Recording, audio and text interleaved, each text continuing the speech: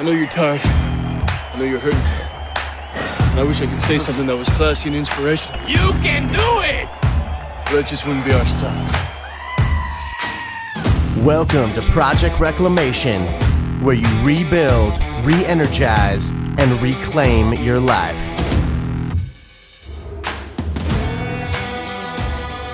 We are in the same room. This is so crazy. Yes, for the first time in a long Project time. Reclamation history, we have the whole tripod in one room. We don't have to lean. We don't have to like stand on one leg anymore. We don't need a wall anymore. Yeah, we can lean on each other. So we're in JB's here for a show. So Steve and I drove up here. We're up in Anaheim. Anaheim. Disneyland. Disneyland. So yeah, we spent the whole day at Disneyland. We had breakfast with Goofy. It was a lot of fun. I'm just We're enjoying the small world after all. We tried on all of our princess dresses. Yeah, JB was We're good. misbehaving, so we fucking glued his feet to the floor and made him sing that song all day. I couldn't get that damn sword out of the stone. I know. I hate it when that happens, man. And then I got really upset and they put me in Disney jail. So I was like, all right, well. Disney jail's a real thing, man. It is. You remember when we were in high school, that one dude that we knew, he punched a chipmunk. I don't know why he punched a chipmunk. Or was it? I have no idea. It was one of the rescue rangers. Yeah. Mighty Morphin Power. What? No. Wrong company. Wrong company. Yeah, that he got put in Disney jail.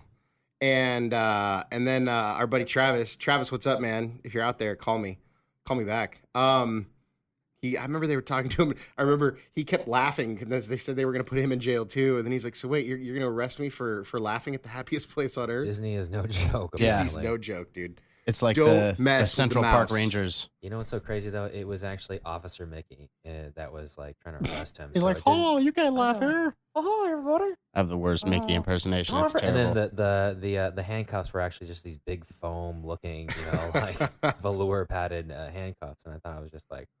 But they have like razor blades in them. It's like this weird, seedy, sadistic. Like it was like looks Roger cool on the Rabbit outside, razor but blades. yeah, You it was guys just have Exactly. problems. Well, man. and then when they take you back into the jail, it's like they put you in dip. It's dip. Bro, it was it's actually the jail. It looks exactly like it was like kind of a mock up of Pirates of the Caribbean like jail at the end of the ride with the dog. It was like Oh yeah. And there's like animatronic. exactly. You don't know who's. I was expecting to be like a who's an cartoon extra. jail where you could like bend the bars. Yeah, exactly. Yeah, cartoon jail, bendable bars, animatronic prisoners in there with you. How am I ever going to get out of here? Oh. Go. And Goofy's So the as Goofy's you the can warden. see or hear, I guess you can't see us, but this is my voice in your ear.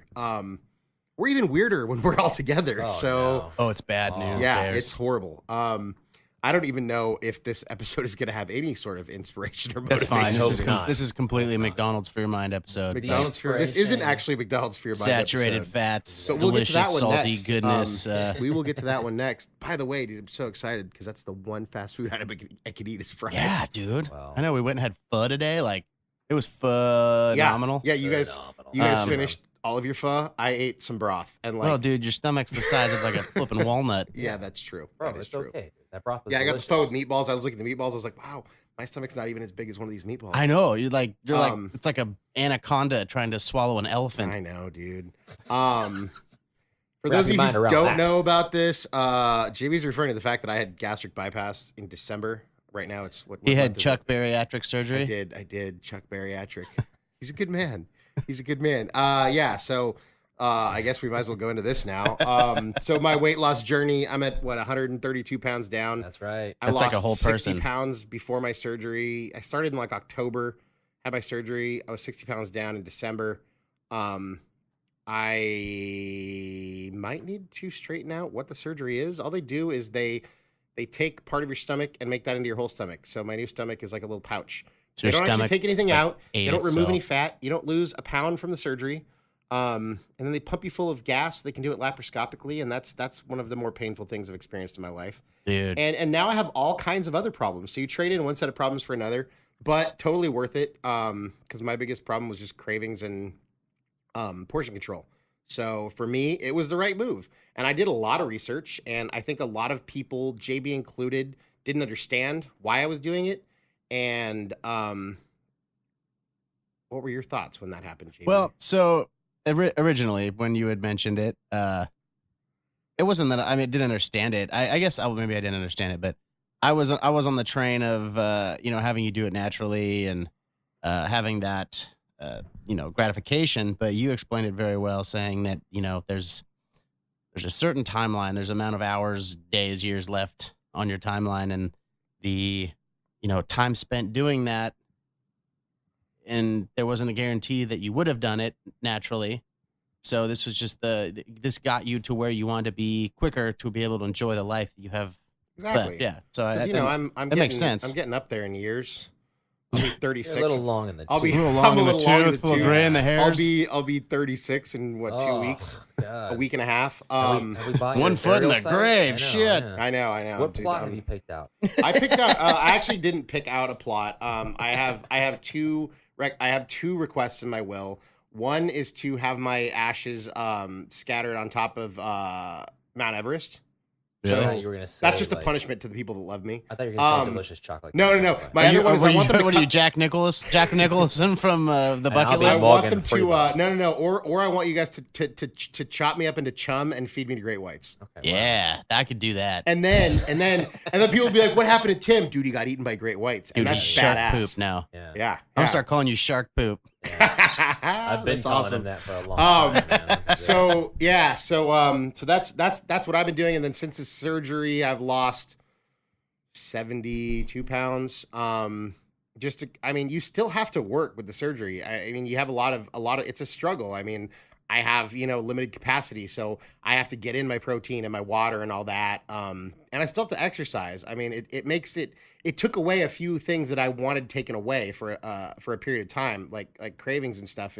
I thought of it almost like a rehab. If someone has a meth addiction or a heroin addiction, they go to a controlled environment where they have no access to that. So my controlled environment is just now I don't necessarily have all these cravings, or I have them, but I can eat a whole like quarter of a bite of cheesecake and then I'm good to go. Yeah. Or I just throw up. Well, I haven't thrown up yet, but apparently that happens. No binging and purging, huh? No binging and purging. I mean, binging would be like eating I just ate a crouton. I'm I stuffed. ate 3 croutons. I'm so stuffed. Bro, I gotta ask you though, man. It seems like a lot of people just get this surgery. My understanding, a lot of people get this surgery thinking it's like, the silver bullet or this magic button that they press, and it's almost like a restart. But it doesn't seem like you felt that way at all. You're still like you mentally have to like challenge yourself. Like you work at this. Dude, all the time. You like don't take. This I for don't want granted, to. I don't so, want to like, stereotype, but I think that a lot of people that get fat enough to get the surgery aren't necessarily the most motivated people. And I mean, Sure. I certainly lack motivation in certain ways, but I mean, you guys know me. I know how to eat well, and I know how to exercise. I've exercised my whole life, but I mean, this shit's a lot of work, man. And I joined a couple of Facebook groups, which are like support groups. And I mean, I find myself talking to people all the time, trying to help them with motivation, because I know where they're coming from on one end of this, on one side, but on the other side, it's a lot of work, and I feel like they don't necessarily prep you for that. Well, And I you think that was turn my your fucking main. life upside down, and I mean, everything you knew is no longer real. And I mean, you literally have to start drinking water the minute you get up, and you can't stop the whole day, otherwise you get dehydrated, and dehydration can be a big fucking deal. In a lot of different ways, and you can't catch up. I mean, I was a guzzler before. Like I'm a guy who I used to shut the fuck up. Is that a dude. sexual term? JB was just making horrible hand gestures. No, but when it came to like my water intake, I used to chug my water, and I would drink 1 to 2 gallons a day. But I mean, I would do that, 16 to 32 ounces at a time. So now that now I can drink a little bit, but if for a while it was like I don't know, 4 ounces an hour spread out, like an ounce every 15 minutes. Like don't drink that ounce too fast. Tim carries around a thimble. Pretty much, dude. Although I did, you know what? I have like a 32-ounce water bottle that I used to carry around and drink with. But I found that if I drink out of like a 16-ounce bottle, I somehow drink more water throughout the day. I don't know why that is, but so I'm gonna have to Psychological. downsize my water bottle. Yeah. Yeah. Well, I think there's just more. I think with the 32, it's like the end is never in sight when you can't drink a lot. So yeah, it's just and like, it gets warm, and yeah, you so get if I do backwash in there. 16 It's at a gross. time, it's a little bit better. I don't know. Yeah. So that's me. That's my struggle, and I think struggle is important. As much as it sucks sometimes, I think that and we were talking about this earlier, I think that having something to fight for, I think that is something that intrinsically, maybe historically, genetically is imprinted on us as human beings. Because I was just listening to Joe Rogan podcast, and he had Jocko Willink on, and they were talking about I think it must have been recorded sometime after Chris Cornell killed himself, but they were talking about suicide and how the prevalence in your much lower socioeconomic areas, poorer neighborhoods, is a lot lower than in like the higher areas. And JB, we were talking about like affluenza, and I mean, and I don't want to go too hardcore into this and too dark of a place, but just I think that there's something to be said for having something to fight for. Well, I think it all comes down to purpose. You know, we talked about it, motivation. You know, we as human beings need to feel purpose, need to have a purpose to kind of spur on our motivation. And through, I think like you were saying, through struggle comes purpose. You know, and usually in struggle, the purpose is to survive, you know? So that's like you said, it's kind of an intrinsic, I don't even know the word, just like you just do it. Well, that struggle it helps kind of build resilience, right? Yeah. That's like it's definitely like a learned characteristic. Okay. So you kind of face something that you think is insurmountable at that time. And the fact is that the pride comes from when you actually do surpass it.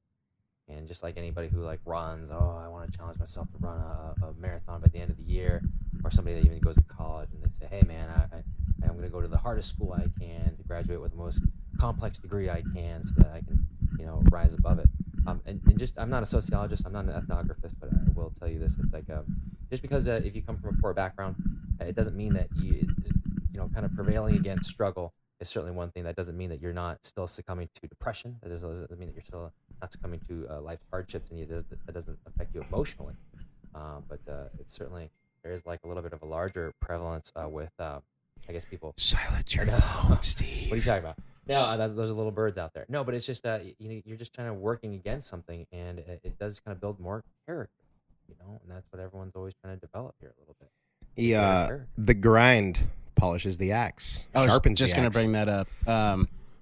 Yeah, you can't get like you said, you can't get polished if you're not on the grindstone. And a lot of it has. I'm kind of bringing up wine too. You know, the best wines are made from grapes that are right on the edge of suffering. You know, they're the most delicate, but they live through the heat and the humidity, and you know, they're nurtured. So I mean, that's kind of those grapes make the best wine. I think that kind of translate over into humans. Yeah. Well, and I think, you know, I mean, anybody who's ever played sports, and if you haven't, I'm sure that we can translate this to something non-sports. But I had a coach, and JB probably had the same coach, and he always said that, you know, winning never builds character. And it doesn't. I mean, and winning in general, succeeding, doing well doesn't build character. Now, I'm not saying you should fail all the time, but it's really the tough times that build character. It's the suffering. It's everything that's not easy, because and I'm sure everyone's heard, if it were easy, everyone would do it. So, I mean, on that, I think that, you know, the people who are, look at the people who are most successful, you know, especially kind of in an entrepreneurial way, that have built their own kind of empires. I mean, these are all people who, most of them who came from nothing. I mean, you know, Terry Crews comes to mind. You guys probably know him from the Old Spice? Old commercials? Spice. He's on he's on Brooklyn Nine-Nine, yeah. and he was Cheeseburger Eddie in the Longest Yard. But I mean, he came from like a poor neighborhood, and like it was, you know, real rough, and all he wanted to do was paint.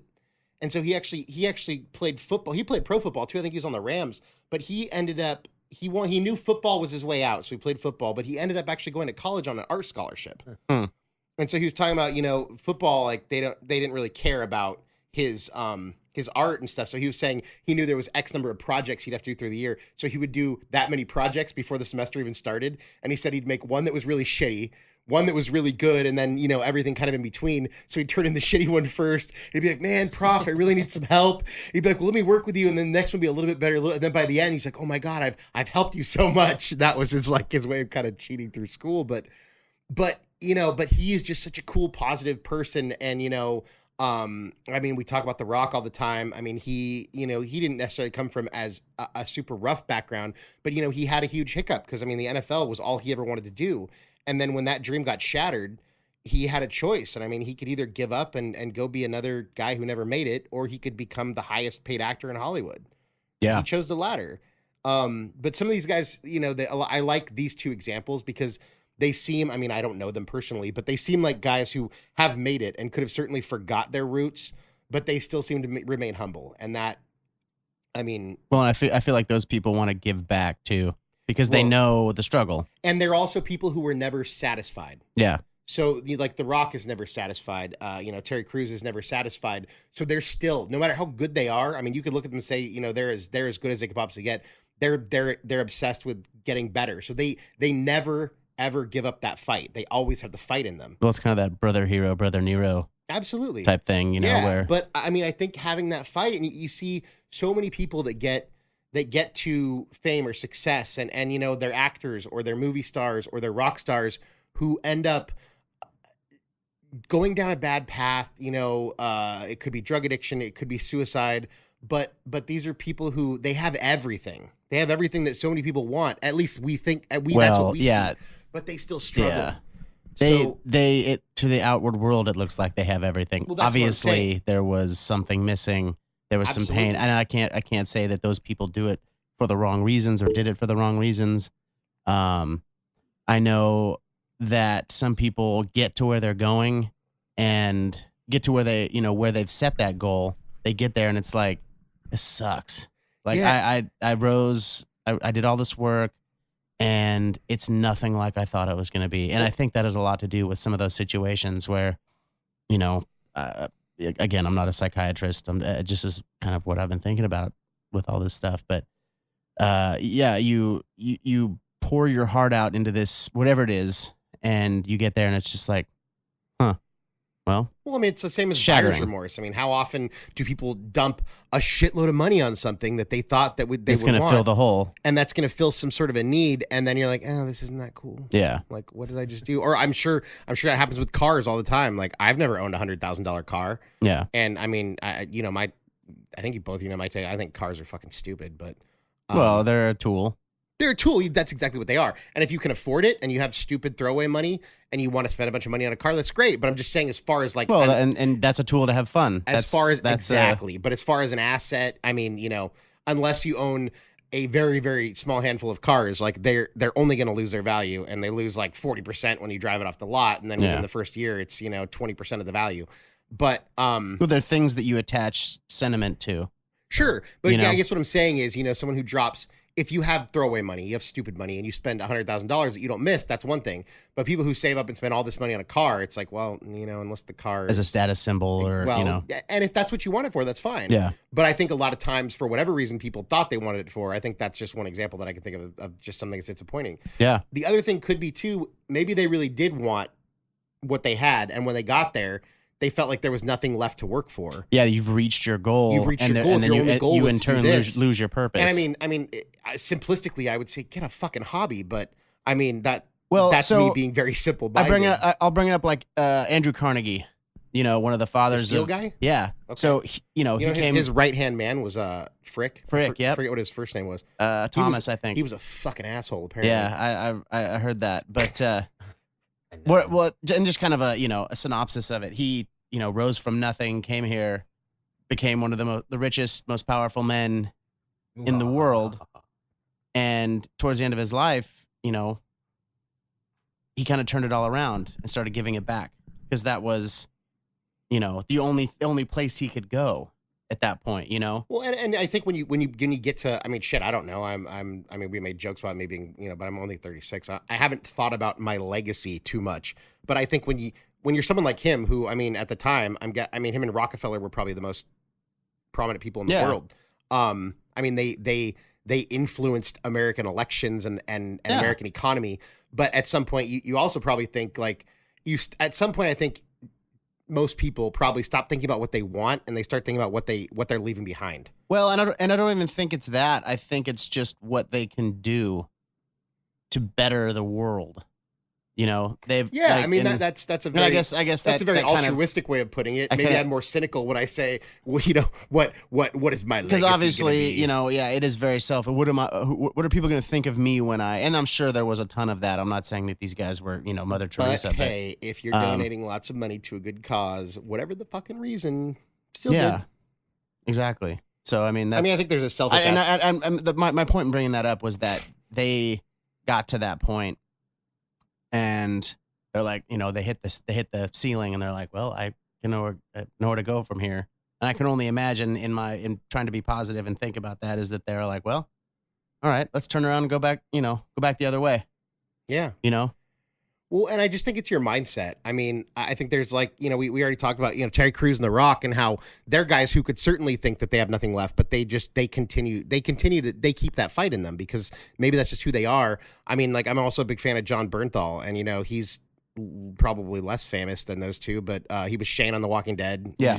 He just recently got cast as the Punisher. But I mean, I've seen, and it's funny because up until well, I guess you could kind of call the Punisher an asshole, but you know, he plays a bad guy really well. But I've seen some interviews with him, and he's just a really cool guy. And you know, he grew up kind of in the hood of LA, and he worked out at some, you know, shithole boxing gym, and he had pit bulls. Now he's, you know, famous. He has a bunch of money. He still works out at the same gym. I think he's put a lot of money back into it, and he connects with the kids who are basically who he was. Yeah. And, you know, he's just never left his roots because he's always like, okay, I've gotten out of this. Now I'm going to help everyone else. And he puts a bunch of time and money into Pitbull rescue, which I think is awesome. So I mean, there's a guy who didn't have to wait till the end. You know, he never, the minute that he could start helping, he went right back to where he came from, and he started helping all those people. Yeah. What were you going to say, Like, Steve? well, no, you hit on this crazy topic. It is mentality, right? You know, like struggle is so much of, are you actually struggling? Do you feel like you are actually trying to? Well, struggle is relative too. That's the problem. For sure. But It's I think, are you trying to actually be better than something? Are you trying to actually win over something in the day, you know, that you have? And I feel like, you know, I mean, everyone, you know, when I used to like interview people as well for like, you know, certain jobs, I remember people always trying to paint themselves as they were in this huge like struggle. Oh, I came from really, really bad standings, or I really came from this kind of poor neighborhood, and look at me now. And that's great, but it's just like, you know, mentally, can you carry that kind of mentality that you need to overcome something, that you want to overcome something, that you want to work towards something greater, like every single day? And you know, that sometimes you have to kind of put yourself in that mentality all the time. You know, you may have everything, but you need to kind of always stay hungry for bettering yourself. well, I think, you know, a long time ago, you know, we had to run from animals and go hunt for our food. And then, I mean, even in the 50s, you know, you had to go grind out 12 hours a day at the fucking steel mill or something. And I think that struggle was just built into life. I think at this point in time, we have a lot more comfort than I think humans have had in a long time. We have the most comfort that So the much humans comfort. have had. And The most amount of people have the most amount of complain comfort. about shit when, you know, if you looked back, like, you're not hunting for your food. Mhm. You don't have to do anything. And don't even we have to worry about we being literally hunted. have to almost create that drive, that purpose, that struggle, because you could just sit back and really not have any struggle. Yeah, and, you and most of us absolutely- would survive just fine. So we don't have that built-in struggle to survive, because we don't have to run from lions. We don't have to hunt for our food. I call this the real world effect. And, you know, like 6 people living in a house, you know, Yeah, what story. could go wrong? Well, and you know, it kind of comes back. I hate the word affluenza, but it kind of sums it up a little bit. You get, you know, these kids who are, all they have to do is sit in a house. Maybe they have a job for the show or something like that, but they just have to be and create drama. You know, that's kind of how a lot of people are these days. You know, you don't have to go, you don't have to go hunt your food. No. You know, you can go to the store and spend $100 and have more food than, you know, half the people on the planet. Yeah. And that's so like- at what point, like you said, where's the purpose in life at that point? Like, what are you trying to do? You know, we're all kind of scrunched. Our lives are so less dynamic than they used to be. We're all in this like concentrated line of, you know, we're all here. We all have these non-problems, you know? Well, I mean, there are problems. No, don't get well, me wrong, but we're all. I mean, I just thought of this right now, but I think another indicator that we as humans are built to have that sort of struggle is you think, like you just hit it on the head. These people have to create problems. I mean, just look at politics. Look at the shit people complain about. I mean, like, look at Facebook, just period. Yeah. I mean, we have, by the way, any of you who have Facebook and you guys are struggling at all with positivity or whatever, go block, delete, mute all the negative shit on your Facebook. Your life will get so much better in like 2 days. Or just don't do it for or just a week. or just stop doing it. Just take a but break. You know, you can turn your Facebook into a stream of rainbows and unicorns. Yeah. I promise. And it's And there's so much nothing better. wrong with that. That's actually Hell no. You know, I mean, you have every right to block people out of your life. Some of them you may be related to, some of them you may live with some of them, but you can certainly block out some of the negative impact, because I tell you this, believe in God, don't believe in God, believe in karma, believe in fucking energy, whatever it is, what you put out into the universe comes back to you. Yeah, and you are like not attracts obligated to negativity. Like There's attracts nothing. like. But back to my point, since I love tangents, I think that just seeing people create problems when there may not be any true problems there is a huge indicator that we're built to struggle. And now that people don't have real struggles for the most part, and I'm not belittling any of Can your I struggles. take that one step further? Yeah. I think we're built to overcome struggle. But part of that is having the struggle. Well, I know, but I mean, I want to keep it on a positive note. No, we are built to absolutely. struggle, but we are built to overcome that struggle. Absolutely. Otherwise, we wouldn't be here. Yeah. We've overcome all the struggles. But now that people don't have real struggles, survival struggles, Yeah. they turn, and there's plenty of people who profit off of telling people what struggles they have. Yeah. And it's disgusting on a lot of levels. And you know, I mean, we all come from, I would say, privileged backgrounds. Absolutely. But we've struggled and we have struggles. But I think that, I guess if I can leave you, not that we're ending it right now, but if I can leave one thing from this episode, it's that find a fight that's worth fighting. Find a fight that makes you better, that kind of keeps your drive and a reason for you to keep going. And when you get there, relish the moment. Give yourself a chance to celebrate your successes, but then find another goal, another drive, another purpose. And it's so funny how find something to resist in a positive way. we come up with ends up going right into our other topics, but that's just how it is. Because it's all intertwined, you know. Everything is related, especially when it comes Yeah. to you and your drive and yourself. Like, But you'd be Ultimately, surprised. this is a project, But so if we are if all you have sort a of. hole in your life, you know, fill it with something and accomplish something. And you know what? Pick something that you think is just out of reach. Don't pick something crazy out of reach, because that's dumb. We've all done that. But pick something that's just out of your reach, and you'll see how powerful you are. You'll see the power of the mind. And if you want some inspiration, go look up David Goggins. That dude's crazy, but damn, is he inspirational. To go from like a 300-pound dude to be a Navy SEAL, an Army Ranger, and an Air Force Special Forces, Yes. and now one of the most prevalent like super marathon runners. Yeah. And his first race, he wanted to raise money for some cause. I can't even remember what it was. So he just looked up and he'd already lost the weight. He was a Navy SEAL at the time, but he was like a bodybuilder. Like he cared more. He said the most cardio he did was 20 minutes every Sunday on the elliptical machine. So he decided that he would go do a crazy race to raise money for some topic. And so he looked up the hardest races in the world, and he found this one. It was it's a 100-mile race in Death Valley during the summertime. I don't even drive And through so he Death called Valley. up the director, and the director's like, are you an ultra runner? He's like, well, what's an ultra runner? He goes, have you ever run 100 miles in 24 hours? He's like, no, but like I can run. He's like, oh, well, son, you're gonna have to go qualify for a few of, you know, something on this list. So he went and did this race in San Diego that's a mile track, and he run around it as many times as you can for 24 hours. So he got to like mile 70, and then he sat down. He's like, the worst thing I ever did was stop, because then that's when you feel it all. He couldn't even make it to the bathroom. Like, I won't go into the details, but he ended up finishing 101 miles. So the dude went from never running to doing 101 miles in 19 hours. 2 weeks later, he was signed up for the inaugural Las Vegas Marathon, and he thought he was just going to walk with his mom because the rest of his family was running, but he couldn't even walk at this point. And he said when the gun went off, something clicked in his head, and he ran, and he got a 3:08 and qualified for the Boston Marathon 2 weeks after he ran his first 100-mile race. And now he's nationally recognized as one of the best ultra runners out there. I mean, So this basically, guy- anything's possible. This guy came from nothing, and any excuse that I have, JB has, Steve has, or any of you have, I'm sure he has a better one. And we could come up with a dozen examples just like him. I mean, there's a lot of them, but whatever your struggles are, they're real. deal with it, Well, accept it. And not to I mean, there's people that can bite off and chew it, Yeah. like him, like that's an exception.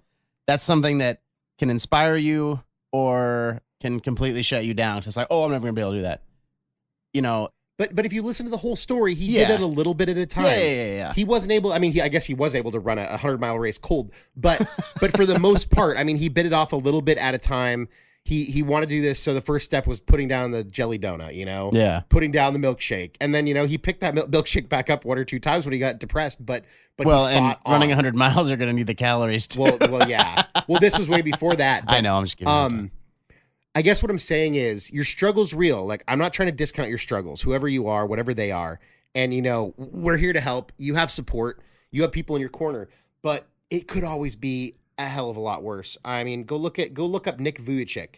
I don't know how you say his name. He's Australian or South African or something. Dude, born with no arms and no legs. I Oh, would have yeah. just given up. Fuck it. But not that guy, man. He is a fucking powerful motivational speaker. And this guy, like, I don't care who you are. I don't know a person who can match that struggle. I mean, that's a struggle. Yeah. That's a hell of a struggle. Or any soldier coming back with limbs missing. Absolutely. Yeah, look at Noah can you Gallagher. imagine having it and then losing it? Noah Gallagher, the guy that he lost an arm and a leg, and then he went on to Dancing with the Stars. Yeah, exactly. And he has some foundation. That dude could have come back and our soldiers do not need to fight that fight alone. We owe it to them to take care of them. If I ever have money, that's one cause I'm putting some money into, is taking care of our soldiers when they come home, because they go destroy themselves for us. And then I think it's gotten better, but I mean, travesty how we treat some of those guys. And I think, again, I'm totally prefacing all this because we're not psychologists and I'm not an expert on PTSD, but I can only imagine the lack of purpose that they feel when they come home, going from such an intense mission, and coming home. There's no more fight. There's no more fight. It's like, yeah, and I don't envy that, and I feel for these guys so bad, so hard. It's like you just need something to put your heart into again, And that's the thing. And same goes with anything. You're in a fight. I mean, it's definitely not as serious, but like, guys who are athletes, like college athletes or pro athletes. I mean, there's a huge depression that comes with, if that's all you've done. Yeah. You had that. I mean, even when you and I were in high school, man, we played football, we wrestled, so we were spending 4 to 6 hours a day practicing, and then weekends watching films and stuff. When that was gone, I mean, I think we filled it with Jack Daniels, but when that was gone, you don't have you have to find another purpose, because when the purpose is so clear for you, being a soldier or an athlete or whatever it is, you have something to train for, something to do, it's all built in. But then you have to find that purpose, because I mean, as humans, I think we just need a purpose. You need something to fight for. Yeah, no, it's like leaning into the wind, Yeah. There's no wind, you fall over. You're right. But don't pee into the wind. But don't pee into the wind or eat the yellow snow. True. Stephen Chang, you're kind of quiet. No, I'm just sitting back here because I can tell you guys are really passionate about this. And I will tell you this, it's nice to hear. It really, really is nice to hear. I do feel like people do need purpose, and I do feel like they do need to struggle against something, or at least have the mentality that say, hey, I got to keep pushing this page. How do I challenge myself? How do I change my mentality, instead of looking at, oh, my struggle is just burying me, or I'm getting buried underneath it? How do you change it around and be positive? How do you stay positive? And if you're listening, or heck, even like as I was, it's nice to hear from you two guys being one of my best friends, how you guys like stay positive on it, or how you guys even kind of approach this subject. It's a huge topic. It can certainly put you under if you allow it to, but being more positive about something, even just like creating a negative into a positive, right? Absolutely. Turning that really negative source into like, hey, a challenge. When to How circle do I back. overcome it? I mean, how do I rise against it? Yeah, like when I was talking about what you put out there comes back. That same thing works with positivity. Yeah. I mean, I've lived that the last few months. I mean, I'm sure you guys have heard it in my voice, and if you didn't know me before, I did not sound like this before. I was more like this. Life sucks. I work 16 hours a day. I hate my life. Just fucking kill me. No, it wasn't that bad. But I definitely wasn't as positive as I am now. But I find that comes back to you, and it changes people around you. And if you are having a lull or whatever, just start being positive. Fucking fake it. It doesn't matter. Just go in the mirror, look at yourself, and smile. Even if you feel like shit, just smile. No, especially if you feel like shit. Yeah, especially go to if the you feel grocery like store, say hi to everyone that you see. Yeah. When that cashier person asks you how you are, by the way, if you dump on cashiers when they ask you how you are, and I'm so shitty, this happened, that, you're an asshole. That's horrible. I hate it when people do that. They're just doing their job. Stop trying to bring them down. That's not cool. No, but seriously, and go tip to the well. grocery store. Please tip well. Go wherever people are. Go to the mall, go to the park, go to the dog park, and just talk to people and fake being happy. Just be Mary Sunshine, and I swear to God, when you get home, you'll be in a better mood. Yeah, no, and then agree. When you start throwing positive stuff, I don't mean to get religious or anything. I'm not going to or karma, whatever. Karmic. There we go. When you put good stuff out there, good stuff comes back, and it could be as simple as like attracts like. Because guess what? The people who truly are positive, they don't want to talk to you if you're Debbie Downer. But if you start putting positive stuff out there and start kind of slowly deleting the negative stuff from your life, you will notice a change, and that change will make you happier and more throw productive. That positivity boomerang. There you go. It is the positivity boomerang. Throw it out, it'll come back to you. Damn. It's true. I mean, these things are so simple, and it's taken me 36 years to figure it out. So well, I mean, we're you still guys are figuring it out. It's probably not, smarter than me, so I'm sure you already figured it out. But if not, honestly, if you haven't noticed this already, we just talk these things out. That's all we're doing.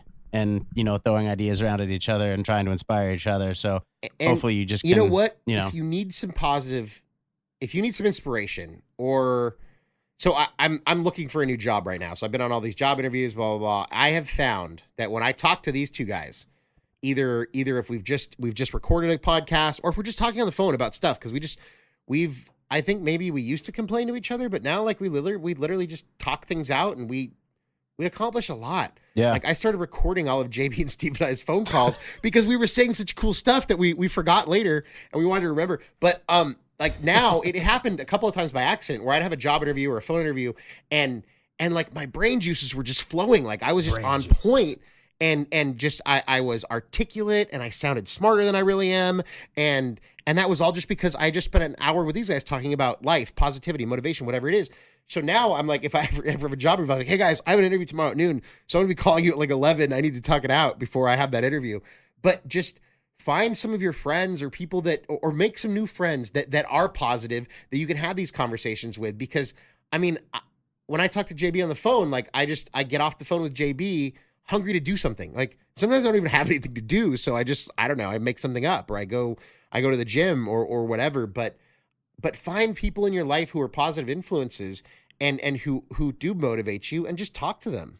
Call them up. I see it a lot like food too, and I make this kind of correlation where negative people is like fast food. It tastes good, and it scratches the itch a little bit. It feeds you for that moment. Yeah, it feeds you for the moment, and it creates some sort of chemical in your brain that kind of feels good to be negative, and I get it. Positivity is like healthy food. It may be a little bit difficult at first to prepare and to kind of, choke down if you're not, not into it, but it's going to be so much better for you in the long run. And the more that you do it, it just exponentially grows in you and benefits you. It's a positivity snowball. Just rolling down the hill, getting bigger and bigger dude. and It's bigger. Like all these cliches we're coming up with: the positivity boomerang, the positivity snowball. But it all makes sense. It's true. All it takes is that one little, just, instead of looking back, looking forward, just turn around. It's really that. It seems difficult because sometimes it is, but the act of it is very simple. You just have to do it. Well, I need you to touch on another point. I saw a meme the other day and it said, "Don't look back. That's not the direction we're going." Yeah, exactly. Certainly learn from it, but stop looking in the rearview mirror. Yeah. Or at least face forward. You can look in the rearview mirror. Sure. Don't face backwards. Glance. But yeah, absolutely. You're having a hard time with all this stuff too. Hey, like you said, like we've always said, just start somewhere. Just Start somewhere. Start with a smile. Just go for a walk. Start with just talking to Yeah. a person. Get outside. Go for a Go walk. Or for a Do just walk. something. Take the go first visit step the on your pet walk. store and play with some puppies. Oh, puppies. That's the best. We love puppies. Yeah. Or Fuzzy if you little have a dog, puppies. go hug your dog. When my roommate when he gets depressed, I grab one of the dogs, usually the little one, because she's only 50 something pounds instead of like 100 pounds. I grab the dog and I just go and I throw her on his bed. I'm like, here, have a puppy. And that always makes him happy. So yeah, go play with a puppy. Do something to, and you know, if nothing else, if it's too difficult to take a first step or even go on a walk, just do something that is like a cymbal crash, because you're in a lull. You need that cymbal crash or that gong to just get you out of it. So just Like do a rapid something. change Or, in your you know what? environment or Send Steve an attitude. email and tell him that you need to talk. Steve will talk to you. Or call your parents. If your parents are still alive, call them. They're usually If typically. your I know. If your parents aren't the parents source are of going it. to leave you feeling better, then I know there's people who that's not the case. So But at the same time, too, even the act of you calling them, maybe if you don't get along, that's true. will somehow, and I know it will. It'll make their day, and that in turn, if you think that, then it will make your day as well. Well, and I think I've said this before, but yeah, making other people's days is Yeah. a huge motivator, because by doing it, you end up happier. Yeah. And you feel better. And you know what? If you're doing it for selfish reasons, I won't tell anyone. It's okay. If you do things for selfish reasons, but you go make 17 people happy today, then that was a hell of a day. I mean, Then you did it for the right reason. exactly, because Fuck the selfishness of it. and I mean, just think about that. You could literally go walk around the block Everybody's selfish, and bro. talk to like 2 people and make their days better. And that's a huge impact in a day. You know what I've done before? I've just like walked through the grocery store and giving people high fives. It's the weirdest thing. It's what. Oh, you're that guy. It's like Oh. high five. Just walk by and they're like, But here's That the was thing, weird, though. I but do that all. I they- just, Hope but he it's washed like his this I do is stuff like hands. that all the time, and it's like it was funny. They laughed, and like, how often do you get a laughable experience at a It was kind of grocery their store? cymbal crash. It like It got was that, like, right, and maybe they were whoa, having. what? I bet you, if they were having a bad day, that switched their day around. Hopefully, at least brought them back to Well, zero. And also, you know, if they, they may have a, they may be in a grind. It's a boring day, boring life. They go home. Honey, what'd you do today? Same shit I did yesterday. But they were like, dude, this fucking guy in the random dude grocery gave me a store, high like, five. Gave me a high five, and it's if like, you travel, this is a fun one. I love doing this on the escalators. If you're going down, if you're going up or going down, like just reach out your hand and give everybody going down the other direction a high five and That's see awesome. who does it. It's so funny because some people are just like, but then some people are like, yeah. So and J- then like you get JB this whole. is- It's JB is basically Barney Stinson from How I Met Your Mother. I feel like Jonathan Lipnicki in Jerry Maguire when he's on the little like the baggage claim thing. He's like high five. Oh High yeah. five. High five. I feel like I'm a little kid, but it's fun. But It's you like, literally made a positive impact, even for a moment, in all those people's lives for that day. yeah, and I mean, I can be an outgoing person. I know that's not going to be for everybody, but in your own little way, do that. Step outside of your comfort zone a little bit, just a Or- little bit. or Shout while out you're to playing JB's Call future of sponsor, Duty, Purell. and you're Purell. talking shit to 13-year-olds that live in China or whatever, just try to make some of their lives better. Because guess what? Some of them might be depressed. Who knows? Yeah, Or they might be, I don't know. Who knows? But just try and positively affect other people's lives during the day. It's easy. It's so easy to do, and you'll never see the return most of the time. But it'll probably make you feel a little bit better. I And it'll guarantee definitely you, make them feel better. it'll help your struggle for sure, and This- hopefully it'll help somebody else's struggle. How often do you go through a day and like you just hear people's negativity all day long, and the person in front of me at the grocery store, I want to punch them because they're dumping all their baggage on the clerk who's just trying to do their job. It's like And I'm I didn't realize. I'm like, the you didn't realize the- that irritated me so the much? No. I was just saying I didn't realize the clerk had a psychology degree. You know? No. It's like- And it's like the clerk is just doing their job. Honestly, they probably don't give a shit how your day is. No. They're just being polite. So if nothing else, just give them a polite answer back. But if you want to, I'm sure if you give them something funny or something positive back, that will actually make them Or happy. buy him a pack of gum. Yeah. Hey, Or tell them, here, there you go. You know what I've started doing lately? There's when I'm on- candy bars these like right in the people- checkout line. Hand them one. Yeah, there's these people that you call it, like customer service or whatever. Like, their jobs must suck, dude. And they're always like, I'm sure they get dumped on all the time by everybody. Yeah, so I I've started done telling people, telephone like, customer I'm like, you know what? service. Thank It you so sucks. much. Have I satisfied? You have. You know what? I think you're amazing, and I think you should have a great day. And like just something stupid like that. Like All you have to do is say people- thank you. People have literally been like, oh my God, thank you so much. You just made my day. Yeah. I made their day by saying one stupid sentence. And if there's power in that one sentence, what did that really cost me? Nothing. And then by them telling me that I made their day, that made me feel kind of cool. Yeah, and it gives So- you the confidence to do it again It's even more it's a and win-win. step it up every and time. guess what? It's stupid. It's simple, but most people don't do it. So Yeah. if you do it, that sets you apart. But it will end up making you happier. Mm-hmm. And I Definitely think help it'll with your lead to struggle. other things. Or maybe you'll just say hi and give people high fives on escalators for the rest of your life. And that's cool too. And you know what? If that's all I do, that's funny because it makes me laugh. Dude, if that and makes you it laugh, makes you everybody I'm happy, with feel that's it. awkward, and I love that. Yes. they're like, oh my god, I'm not with this guy. Oh my God, I Who don't is know that? this guy. Oh my God. don't know him. Did he just talk to someone in an elevator? That's horrible. Who does that? Or make the fart noise go. I don't know. Or if everybody's facing one way, I always face the other way. Dude, that would be so creepy. Like walking into an elevator and somebody's facing the back. Like, wait, there's a door over here. Hello. Uh, Hi there. Oh, Lord. Or like Yes. going to an elevator with all your clothes on backwards. Two peas in a pod, you guys are. Two peas in a pod. Well, there's a reason we've been friends for 20 years. I know. yeah, it's true. Oh, good. I've completely lost control of this moderation here. As the Steve's a failed moderator. I'm a failed moderator here on this podcast. That's all right. But yeah. Oh. Stay motivated. Stay hungry. Enjoy the struggle. Thanks, Dwayne Johnson. Enjoy the struggle. We were hungry today. We had pho. We was had delicious. pho today. Did I already It was mention delicious. that? I think Yeah, you you did. Doesn't Okay. matter. Well, That's how good it was. was good. You're mentioning I it ate- twice. Most of my broth. Hey. It was delicious.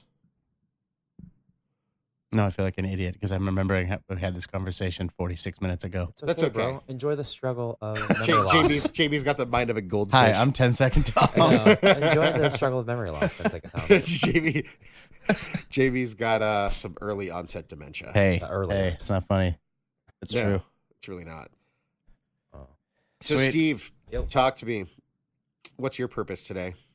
My purpose was to meet up with an old friend, experience a city that I've been to several times in my life, experience something new, which we did, and just have an old conversation on this old podcast. Route. Yeah, good old With, Anaheim. I ran my second and last half marathon in Anaheim. By the way, Don't for say all of your your last. Don't listeners, say your last. if you ever decide to run a half marathon at 400 plus pounds, I don't recommend it. Why not? You encourage it. You should encourage it. You don't recommend Maybe it. start with a 5K. Oh, yeah, you did kind of jump off the deep end. I Yeah. mean, if you can handle that, great. I And went from a that's- 5K to 2 half marathons to never running again. And, well, Dude, but you did it. You're still alive, Saying bro. that No, on I the- know. You can you're still saying run. that on the other It side of the was rainbow, bro. cool. It was cool to accomplish something. And Tim just signed up for his first century race. I He's know, going to run 100 damn. miles in 24 yeah, hours. there's no way, dude. After that story about Yeah, what came out of him? pissing and shitting himself after Yeah. a Dude, mile Mhm. that's 70. him though. That's his journey. That's his. Yeah, maybe your struggle. That's his- constitution after yeah. 100 miles will be better. Maybe your whole situation is completely different, man. You I'm never gonna know. give myself an enema and just clean everything out before the race. Well, you could be Hey, if you sponsored gotta by do what you Depends. gotta do. Shout Shout out to Depends. out to Depends future running shorts. sponsor Depends. Shout out. Keep keeping it close to the body. Hey man, if Joe Rogan can be sponsored by MeUndies, Ah, MeUndies. I always think like a little Irish guy. He's like, Yeah. oh, MeUndies. yeah, What is MeUndies? It's a an company that underwear- makes it's underwear. It's a company that makes Oh. underwear, and they advertise on a lot of podcasts, and Oh, they're supposedly really comfortable, breathable, movable fabric. That they have a little diamond-shaped little pocket for your junk that apparently fits just. We are not sponsored. No, we're not. We're just sponsored. describing. We're not Yeah. sponsored by anybody except That for actually Stage sounds Camo, quite- and that's Yeah. because that's JB's company. That's right. And by sponsored, I mean JB and I wear the T-shirt. That's about it. Get your hands off MeUndies. who has a diamond-shaped cock that you need a diamond-shaped Steve portion? has a That just diamond-shaped- sounds absolutely wow. terrible. That sounds very painful. Hey, we have kept it above talk Yeah, jokes I mean, for so many episodes, this is and this is now- explicit. This is probably the world's only explicit motivational podcast. Joe Rogan's podcast is motivational. Yeah, but So is Tim Ferriss. Is it? Yeah, Does he say fucking shit? all the time. Does he? Yes. Oh, sweet. Well, I'm an idiot. earmuffs. Yeah, earmuffs. You can say things like, I mean, in Dong. the 2.5 episodes of Tim Ferriss's podcast that I've listened to, yes, oh, okay. he does say fuck. Maybe I should listen to more podcasts, other people's podcasts. Steve's never Quit been being listening such to a a podcast. narcissistic No, I've been prick. starting to listen to 2 podcasts so far. They're actually really, really Oh, good. which ones are you listening to? I'm listening to Jim Rome show. I think that's an amazing one. Sports. Jim Rome, Santa Yeah. Barbara, California. Yeah, Oh, UCSB. Yeah, he'll find- I love him, well, but man, is he an asshole. well, I don't Hey, know he's if got I've his met niche. him, but, He you does know, his Well, I thing. don't. He might be awesome in person. I just mean the persona which The character he the plays. character Yeah. he plays is an asshole. And I mean, considering his fame was made by making Jim Everett throw a table at him. I think he got punched in the nose. Is that what happened? I just remember he called him Chris Everett, right? Totally gonna suck your nose. Yeah. He called him Chris Everett. He's like, if you call me Chris Everett one more time, and then I guess he did. We were like in grade school when that happened. Were we? Yeah. Yeah. I don't So, anyways, that. Jim Rome was like a kind of small time like interview guy, and he got Jim Everett to throw a table at him or something like that. He got Chris Everett to throw it. And that's how he became famous. Hey, Always but hey, trying you to know bring it what? back. It was it's probably, I guess, I mean, that's better than like a sex tape. Oh yeah, being famous for a sex tape. Shout out to, oh wait, no, we don't even want to give her I don't credit. even wanna No, shout Um, no. Sex tapes are like, I don't know. That I was have no so, like, I have no 1998. respect for people who become famous for sex tapes. Obviously, it was so difficult for you to do that. You know, I mean, I know. pay a videographer to make porn.